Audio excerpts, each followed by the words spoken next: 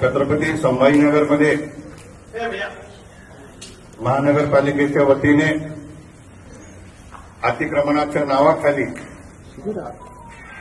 होत असलेली दडपशाही, त्यातनं सर्वसामान्यांचं झालेलं नुकसान,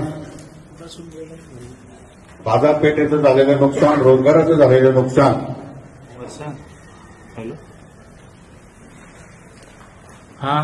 अनेकांना राहण्यापासून वंचित करून रस्त्यावर आणण्याचं पाप या महानगरपालिका प्रशासनाच्या वतीने करण्यात आलं. या पार्श्वभूमीवर शहरामध्ये ज्या ज्या ठिकाणी महानगरपालिकेने कारवाई केली व ज्या ज्या ठिकाणी महानगरपालिका कारवाई करणार यासाठी सर्व ठिकाणी जाऊन सर्वांशी चर्चा करून एक ड्राफ्ट आम्ही त्या ठिकाणी तयार केला होता. आपण सर्वजण या कारवाईचे साक्षीदार आहात. मला आपल्या माध्यमातून काही प्रश्न या ठिकाणी विचारायचे ते मी राज्य सरकारला त्या ठिकाणी विचारले. अतिक्रमण कारवाई म्हणजे काय? अतिक्रमण म्हणजे एखाद्या शासकीय जागेवर कोणी अनधिकृत बांधकाम केलं असं त्याला आपण अतिक्रमण म्हणतो. परंतु शहरामध्ये काही लोकांनी जागा खरेदी केल्या, काही बॉन्डवर असतील, काही रजिस्ट्रीच्या असतील, काही लोकांनी गुंठेवारी केली, काही बांधकाम परवाना घेतला, काही हे केलं. मुकुंदवाडी, चिकलठाणा, हर्सूल, पडेगाव, बिटमिटा हे सर्व परिसर नंतर महानगरपालिकेमध्ये समाविष्ट झाले. यांना त्या काळाच्या गावठाण, त्या काळाच्या ग्रामपंचायतीच्या नोंदी आहेत ते नंतर शहरामध्ये समाविष्ट झाले. या सर्व गोष्टी न बघता महानगरपालिकेने बेधडकपणे कारवाई केली. आपल्या माध्यमातून एक गोष्ट मला स्पष्ट करायची आहे, ही कारवाई करत असताना कृपया त्यांनी अतिक्रमण कारवाई याला म्हणू नये. कारण एखादा व्यक्ती आहे, त्या व्यक्तीचं स्वतःचं मालकीचं घर आहे आणि त्याच्या घरासमोरची रुंदी जर 3 वेळेस वाढवली, शहरामध्ये आतापर्यंत 3 नकाशे अस्तित्वात आले. पहिल्या नकाशाला रुंदी वेगळी होती, दुसऱ्या नकाशाला रुंदी वेगळी, तिसऱ्या नकाशाला रुंदी वेगळी आहे. या तिन्ही रुंदी जर तुम्ही तुमच्या मनाप्रमाणे बदलाल, विकासाच्या नावाखाली बदलाल, तर माझी व शहरातील नागरिकांची जबाबदारी नाही की प्रत्येक वेळेस आम्ही आपल्याला मोफतमध्ये जागा द्यावी. महानगरपालिकेकडून काय अपेक्षित होतं? क्रमांक 1, जो नवीन नकाशा आज प्रसिद्ध झालेला आहे परंतु तो अंतिम स्वरूपात आलेला नाही, तो अंतिम स्वरूपात यावा याची वाट पाहायला पाहिजे होती. क्रमांक 2, जर तुम्हाला रस्त्याची रुंदी वाढवायची होती, वेग वाढवायची होती, तर त्या लोकांना तुम्ही नोटीस दिल्या पाहिजे. अधिग्रहणाची प्रक्रिया पार पडली पाहिजे हे मी म्हणत नाही. संभाजीनगर हायकोर्टाच्या खंडपीठाचे 2 आदेश त्या ठिकाणी आहे. 1 क्रमांकाचा आदेश हर्सूल या ठिकाणी मिळाला, 2 क्रमांकाचा आदेश चिकलठाणा मुकुंदवाडी या ठिकाणी मिळाला. कोर्टाने देखील सांगितलं की तुम्ही सुप्रीम कोर्टाच्या गाईडलाईन्स प्रमाणे लोकांना मोबदला द्या आणि त्यानंतर त्या ठिकाणी जागा अधिग्रहण करून कारवाई करा. माझ्या माहितीप्रमाणे नारेगावच्या तोडणीपर्यंत कुठल्याही नागरिकाला नोटीस देण्यात आलेली नाही. कोणत्याही ठिकाणी शासकीय मोजणी करण्यात आली नाही. प्रायव्हेट कन्सल्टंट लावून त्या ठिकाणी रस्त्याची मोजणी करून त्याची रुंदी तुम्ही ठरवली आणि रुंदी ठरवून बिनधास्त तुम्ही बुलडोझरने आमचे घरं पाडले. क्रमांक 3चा मुद्दा, कोणालाही तुम्ही अद्याप रुपयाचा मोबदला दिलेला नाही. यावर महानगरपालिकेने स्पष्टीकरण देणं अपेक्षित होतं. मी त्यांना वारंवार आवाहन करत होतो, परंतु त्यांनी कुठलीही कारवाई त्याच्यात न करता दडपशाही, दहशतीप्रमाणे आमचे घर तोडले. राज्याचे मुख्यमंत्री आदरणीय देवेंद्र फडणवीस साहेबांची मी भेट घेतली. साहेबांना मी विनंती केली.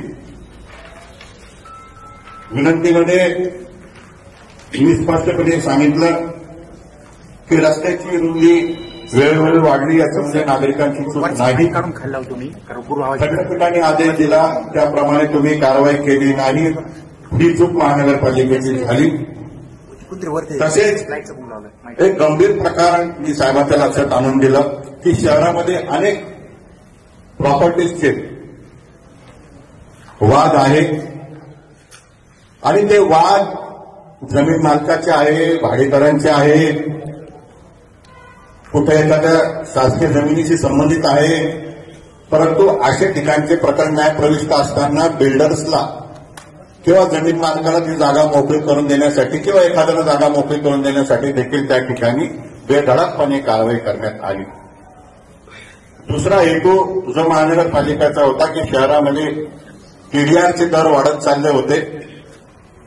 बिल्डर्स असोसिएशनला मी आरोप करणार नाही, बिल्डर्स असोसिएशन चांगलं काम करते, परंतु काही बिल्डर्स ज्यांना फुकटमध्ये घेण्याची सवय आहे अशांच्या सांगण्यावरून टीडीआर शहरामध्ये स्वस्त व्हावा म्हणून कारवाई झाली का?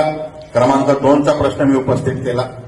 क्रमांक 3चा मी प्रश्न उपस्थित केला तो विशेषतः माझा पडेगाव मिठमिठा परिसरासाठी होता की घाईघाईमध्ये तुम्हाला रस्त्याचं भूमिपूजन करायचं, त्यासाठी तुम्ही माझ्या भावांना बहिणींना रस्त्यावर आणलं का? आणि क्रमांक 4चा मी प्रश्न उपस्थित केला की सर्व प्रक्रिया होत असताना महानगरपालिका आयुक्तांनी कुठल्या अधिकाराचा वापर केला? मी राज्याचे मुख्यमंत्री आदरणीय देवेंद्र फडणवीस साहेबांचे आभार व्यक्त करतो.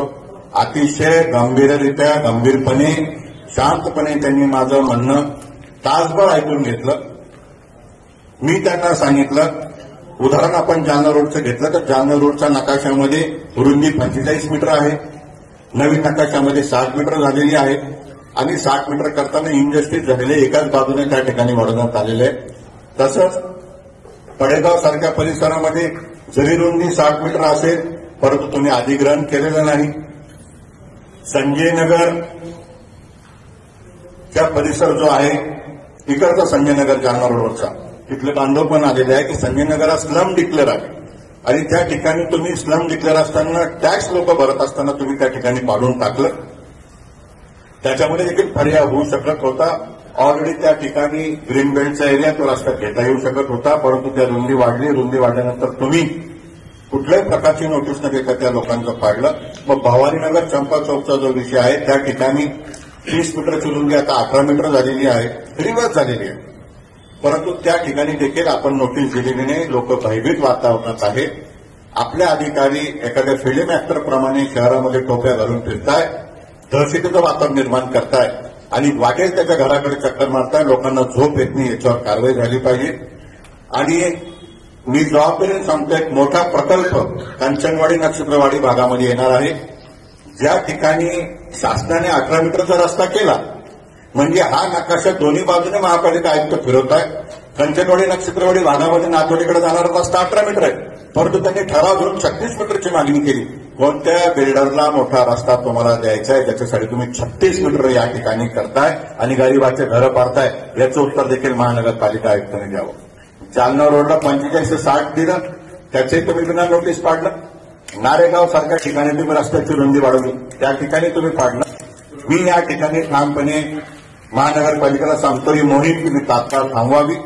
राज्याचे मुख्यमंत्र्यांनी जो आदेश दिलेला आहे, माननीय मुख्यमंत्र्यांकडे जो मी विषय मांडला, विषयामध्ये मी असं सांगितलं, छत्रपती संभाजीनगर येथे महानगरपालिका रस्ते रुंदीकरणाच्या नावाखाली करत असलेल्या बंडेज साहेबकडे लक्ष वेधणे आणि सर्वसामान्य नागरिकांना जमीन अधिग्रहणाचा मोबदला मिळवून देण्याबाबत विनंती करण्याबाबत याच्या माननीय महानगरपालिका आयुक्तांना साहेबांनी आदेश केला. आता एक हर्सूलचा विषय तुम्हाला सांगायचा राहिला. हर्सूलमध्ये 2 वर्षापूर्वी G20 ज्यावेळेस झालं, नागरिकांचे घरं तुम्ही अधिग्रहण केले. अधिग्रहण केल्यानंतर राज्य सरकारच्या वतीने यादी प्रसिद्ध करण्यात आली. लोकांना मोबदला मिळाला. जी प्रक्रिया मी मागणी करत होतो ती प्रक्रिया, लोकांना मोबदला मिळाला, लोकांना पैसे मिळाले आणि आज तुम्ही विना नोटीस त्या ठिकाणी पाळायला चालले. म्हणजे तीच महानगरपालिका, तेच शासन 2 वर्षापूर्वी मोबदला देतं आणि तीच महानगरपालिका तेच शासन आज 2 वर्षानंतर लोकांचे घरं पडायला निघतात. हे कोणाच्या दबावाखाली या ठिकाणी काम चालू आहे? हा सुलतानी कारभार कोणाच्या सांगण्यावरून आहे? दंगलशाही कोणाच्या सांगण्यावरून आहे? असे प्रश्न मी राज्य सरकारला माननीय मुख्यमंत्री महोदयांच्या निदर्शन लावून दिले. माननीय मुख्यमंत्री महोदयांचे मी परत एकदा आभार मानतो. त्यांनी स्पष्टपणे सांगितलं, आयुक्त महानगरपालिका तात्काळ तपासून कारवाई करावी आणि ज्या मी मागणी केली होती त्याच्यावर त्यांनी आदेशित केलेलं आहे की ताबडतोब जमीन अधिग्रहणाची प्रक्रिया करून लोकांना मोबदला त्या ठिकाणी देण्यात यावा. त्यामुळे संभाजीनगरमध्ये कोणत्याही नागरिकांनी आता दास्तावून जायचं नाहीये. मी महानगरपालिका आयुक्ताला तुमच्या माध्यमातून सांगतो, तुम्ही हायकोर्टाचं ऐकलं नाही, तुम्ही माननीय मुख्यमंत्र्यांचं ऐकणार का? जर तुम्हाला वाटत असेल की माननीय मुख्यमंत्री यांचं ऐकावं, कायद्याने ऐकलं पाहिजे. जर तुम्हाला दंडनशाही करायची असेल तर इथून 5 दिवसाचा वेळ आम्ही सर्वजण त्यांना देतो. या 5 दिवसामध्ये त्यांच्याकडनं काय कारवाई अपेक्षित आहे, माननीय मुख्यमंत्री महोदयांनी जे आदेश केला त्याप्रमाणे तात्काळ मुकुंदवाडीपासून तर पडेगावपर्यंत सगळ्या शहरामध्ये जिथे जिथे तुम्ही पाडलं त्याची यादी प्रसिद्ध करा. त्या लोकांना मोबदला मार्केट रेटप्रमाणे दुप्पटीचा द्या. ज्या ठिकाणी तुम्हाला पाडायचंय पहिले शासनाकडून त्या नकाशाचं कन्फर्मेशन घ्या. तो नकाशा अंतिम स्वरूपात येऊ द्या, फायनल होऊ द्या, त्यानंतर तुम्ही पुढची कारवाई करा. इथून 5 दिवसाचा आम्ही तुम्हाला वेळ देतो. 5 दिवसामध्ये तुम्ही जर ही कारवाई थांबवली नाही तर आम्ही तुम्हाला शहरामध्ये फिरू देणार नाही. हे स्पष्टपणे नागरिकांच्या वतीने माझं त्यांना सांगणं आहे. कारण तुम्हाला कुठलाही अधिकार नाही. शासन गांभीर्याने घेत आहे, राज्याचे मुख्यमंत्री गांभीर्याने घेत आहे. राज्याचे मुख्यमंत्री आदेशित करतायत की ज्या नागरिकांचे तुम्ही घरं पाडले त्यांना तात्काळ मोबदला द्या आणि प्रक्रिया फॉलो करा. हायकोर्ट तुम्हाला 2 वेळा सांगतंय शासकीय जमिनीवर अतिक्रमण असेल तर त्या लोकांना देखील स्थलांतरित करावं. त्यांना प्रधानमंत्री आवास योजनेअंतर्गत तुम्ही घरं द्यावी. कलेक्टर ऑफिस समोर लोक हरसूनचे बसलेत, त्या माता भगिनी रस्त्यावर बसल्यात, त्यांना तुम्ही घरं देणार नाही, त्यांची तुम्ही व्यवस्था करणार नाही. ही कुठल्या प्रकारची दादागिरी आहे याचं उत्तर महानगरपालिकेने द्यावं. त्यामुळे मी आपल्या माध्यमातून स्पष्ट करतो, राज्य सरकारने स्पष्ट आदेश दिलेले आहे की अधिग्रहणाची कार्य करावी. नागरिकांनी याच्यामध्ये भयभीत होता कामा नाही. दुसरा महत्वाचा मुद्दा, मी थोडी माहिती घेतली, जवळपास 18 करोड रुपये पोलीस प्रशासनाचे जुनेच महानगरपालिकेला देणं बाकी. म्हणजे महानगरपालिकेने जो पोलीस बंदोबस्त घेतला त्याचं जुनं पेमेंट त्यांनी 18 करोड रुपये केलं नाही. आता नवीन किती असेल. त्यामुळे माननीय पोलीस आयुक्त साहेबांना विनंती करतो की ज्या ज्या ठिकाणी आपण पोलीस बंदोबस्त देणार असाल त्या ठिकाणचे नकाशे आपण तपासावे, माननीय उच्च न्यायालयाचे आदेश आपण तपासावे, नागरिकांचं काय म्हणणं आपण तपासावं व राज्याच्या मुख्यमंत्र्यांनी काय आदेश दिला हे आपण तपासावं. त्यानंतर पोलीस बंदोबस्त द्यावा. तुमचे जुनेच 18 करोड रुपये बाकी आहे ते पब्लिकचे पैसे, ते कुठल्या कॉन्ट्रॅक्टरला डुप्लिकेट बिल काढण्यासाठी पैसे नाही, ते पैशाची वसुली देखील पोलीस प्रशासनाने करावी अशी मी देखील त्यांना विनंती करतो. आणि राज्य सरकार माननीय मुख्यमंत्र्यांचे मी तर आभार व्यक्त करतोच आणि कोणीही भयभीत राहू नये असे मी सर्वांना आवाहन करतो.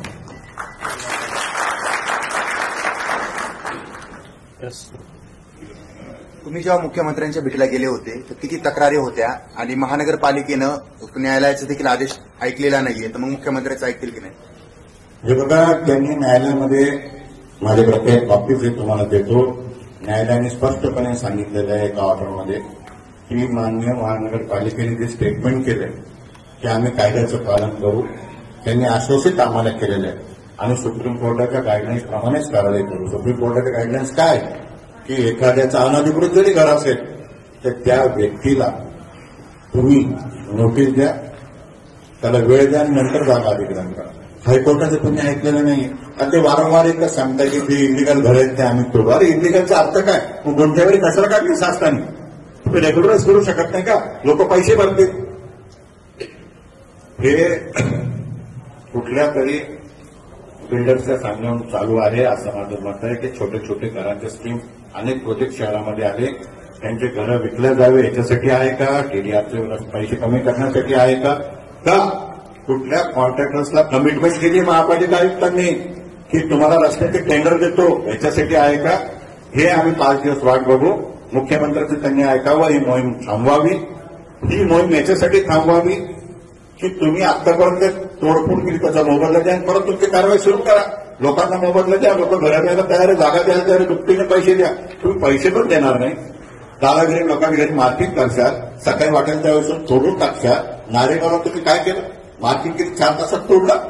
आणि कुठला कायदा? महाराष्ट्र आहे, या महाराष्ट्रात चालणार नाही. आम्ही कायदा हातात घेणार नाही, परंतु कायद्याप्रमाणे तुम्हाला कारवाई करण्यासाठी भाग पाडू. आणि आपण जो प्रश्न विचारला की ते माननीय मुख्यमंत्र्यांचं ऐकतील की नाही, ते माननीय मुख्यमंत्री हे ठरवतील की 5 दिवसाच्या आत त्यांनी कारवाई केली नाही तर त्यांच्यावर काय कारवाई करावी. मुख्यमंत्री साहेबांनी तुम्हाला आश्वासन दिलं आहे का? मुख्यमंत्री माझा लेखी आदेश आहे त्याची प्रत मी आपल्याला देतोय. माननीय मुख्यमंत्री महोदयांनी लेखी माझ्या पत्रावर त्यांना जो मुद्दा गंभीर वाटला त्याला अंडरलाईन केली आणि त्यांना जो गंभीर मुद्दा वाटला आणि त्यांनी आयुक्तांनाच सांगितलं की आयुक्त महानगरपालिका तात्काळ तपासून माझं जे म्हणणं आहे कारवाई करावी. तपासून कारवाई करावी म्हणजे तुम्ही जी तोडफोड केली ती लिगल आहे का इलिगल आहे आणि कारवाई करावी. जो मोबदलाचा जो माझा पॅरेग्राफ होता त्याप्रमाणे तुम्ही कारवाई करावी असे आदेश त्यांनी दिले. क्षणाचाही विलंब त्यांनी लावला. मी तुम्हाला नकाशे दाखवू शकतो शहरामध्ये. आता गुडकेवारी विपडेगावचे लोक आले बीडकडील लोक आले यांना परवानगी असतील तुम्ही घरात तर हे कुठेतरी थांबलं पाहिजे आणि याच्यावर आवाज उठवणं गरजेचं होतं. त्याच्यासाठी आम्ही सर्वजण एकत्र येऊन आम्ही विकासाच्या विरोधात नाही. विकास याला म्हणतात की प्रत्येकाला न्याय झाला पाहिजे. माझं घर पाडून विकास यांनी करू शकत नाही. मला रस्त्यावर आणून तुम्ही विकास करू शकत नाही. बिल्डर्सला केडीआरचे रेट कमी करून उपलब्ध करून तुम्ही विकास करू शकत नाही. भविष्यात कॉन्ट्रॅक्टर्सला रस्त्याचे मोठे टेंडर द्यायचे म्हणून तुम्ही विकास करू शकत नाही. विकास म्हणजे लोकांना लागणाऱ्या सुविधा. एकीकडे रस्त्यात सुविधा म्हणताय, शहरामध्ये प्रकल्प येत आहे. जिथं असेल, जेएनडब्ल्यू असेल, रिलायन्स असेल, त्यांची एक मागणी ही पायाभूत सुविधा शहरांमध्ये आवश्यक आहे. मग रस्ता रुंदी करण्याची मोहीम राबवू नये का महापालिकेने? मी परत एकदा आपल्याला सांगतो की रस्ता रुंदीकरणाची मोहीम त्यांनी राबवावी. परंतु मग असं कायद्यात नाही का की माझं घर रस्त्यात जात असेल मला मोबदला मिळू नये मग मी ते शहर सोडून चालले जाऊ का? माझा मुद्दा आहे रस्ता रुंदीकरणाला आमचा विरोध नाही. आम्ही या रक्ताचे आहोत की आम्ही रस्ता स्वतःहून मोठा करून देऊ. परंतु मी माझ्या आयुष्याची पुंजी जर त्या ठिकाणी लावली असेल तर मला मोबदला मागण्याचा अधिकार नाही का हा प्रश्न माझ्या. त्याच्यामध्ये अजून एक मुद्दा येतो. की लोकांनी महापालिकेची बांधकाम परवानगी घेऊन काम केले होते. हे बघा लोकांनी अनेक ठिकाणी महानगरपालिकेचे बांधकाम परवानगी घेऊन काम केलेलं आहे. आता माझ्या बाजूला भूषण भोसले यांच्याकडे परवानगी आहे तर यांचं तुम्ही तोडलं. असे अनेक प्रकरण आहेत शहरामध्ये. हे करत असताना महानगरपालिकेकडनं काय अपेक्षित होतं? रस्ता रुंदीकरण करण्यासाठी तुम्ही एक तर पावसाळा निवडला. ठीक आहे, पावसाळा तुम्ही निवडला तुम्हाला वाटलं तर तुम्ही नकाशे घेऊन त्या नागरिकांशी संवाद करायला पाहिजे होता. त्यांचा मोबदला तुम्ही डिसाईड करायला पाहिजे होता. आता चिकलठाण्यामध्ये ह्याच महानगरपालिकेचे आयुक्त बंड साहेब होते, त्यांनी मोबदला दिला. मुख्यमंत्रीला मोबदला दिला. आस्तिक कुमार पांडे असताना त्यांनी मोबदला दिला. म्हणजे महानगरपालिकेसमोर आपले चव्हाण साहेब असताना जिल्हाधिकारी त्यांनी मोबदला दिला. हे स्पष्टपणे डिसाइडेड आहे की कोणाला तुम्ही दोन्ही करू शकत नाही. मोबदला देण्याची प्रक्रिया आहे. आमची मागणी रस्ता करू नका ही नाही. रस्ता तुम्ही ताकदीने करा, परंतु रस्ता करण्यापूर्वी जे रस्त्यामध्ये ज्या लोकांची घरे येत आहेत त्यांना किमान तुम्ही मोबदला द्या. त्यांच्याशी चर्चा करा. म्हणजे एकाला एक नाही दुसऱ्याला एक नाही. अनेक ठिकाणी आता स्वतः महानगरपालिका आयुक्तांचा जो बंगला आहे तो किती फूट रोडवर आहे. तुम्ही पूर्ण त्या घरा पाळत आले ताज हॉटेलपासून त्यांच्या घराकडे बंद केला का? महानगरपालिका आयुक्त त्या ठिकाणी राहता म्हणून तुम्ही ते कंपाऊंडवर तोडणार नाही का? अनेक शासकीय कार्यालय महासूल रोडवर जेल आहे, जेलला तुम्ही जेलची कंपाऊंड तुम्ही तोडली का? अरे म्हणजे स्वतःच ज्या ठिकाणी आहे ते पाळायचं नाही. एखाद्या मोठ्या माणसाची वाचना येत असेल तर तुम्ही ती पाळायची नाही. 18 मीटरचा रस्ता तुम्ही 36 मीटर करण्याचा आग्रह करायचा. शासनाने 30 ते 45 केला तर तुम्ही त्यांना मोबदला द्यायचा नाही. एक दिशा तुम्ही ठरवावी. महापालिका आयुक्तांकडून मला अपेक्षित नव्हतं. त्यांनी ते चांगलं काम करत होते. त्यांनी अनेक निर्णय शहरासाठी घेतले. परंतु अचानकपणे त्यांना काय घडलं की ते कायदा काय करून कपाटामध्ये त्यांनी ठेवला याचे उत्तर माझ्यापेक्षा जास्त ते देतील. त्यांनी माननीय मुख्यमंत्री महोदयांच्या आदेशाचं पालन करावं. ही कारवाई थांबवून मी स्थगिती म्हणत नाही. मी म्हणतो ही कारवाई त्यांनी तात्काळ थांबवून आतापर्यंत तोडफोड केली. माझा तर स्पष्टपणे एक आरोप आहे. मला एक प्रश्न असा आहे की त्यांच्याकडे यादी आहे की नाही. जसं चिकलठाणा मुख्यमंत्र्यांच्या लोकांचे तुम्ही घरं पाडले उदाहरण, त्यांची यादी तरी तुमच्याकडे आहे का? तिथे कोणाचे घरं होते? मोठी जागा असतील, मार्किंग जागे असतील तर किमान आपण डेटा रेडी असतो.